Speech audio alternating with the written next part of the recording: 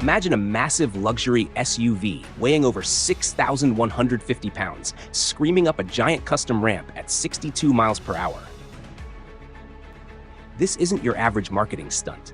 It is Voyah showing off the real engineering backbone of their Qingyun platform 2.0 underneath all that luxury. Then, the stunt begins.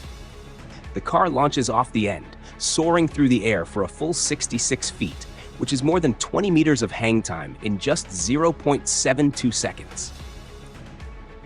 Then, it slams back down to earth with the brutal force of 23 tons hitting the ground.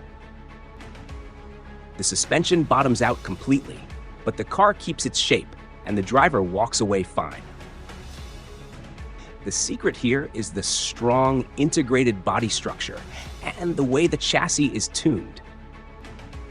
Voyah designed it with all-aluminum chassis elements, a double wishbone front suspension, and a 5-link rear, all working together to keep things stable even when everything is floating.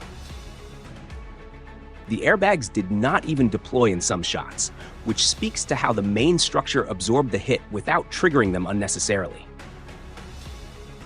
The pillars stay straight, and the battery pack remains intact, with no fires or major leaks reported.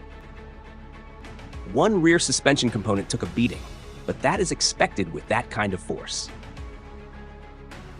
Overall, Voyah engineered a serious safety cell and energy management system that prioritizes passenger protection and high-voltage component integrity under extreme vertical and impact loads.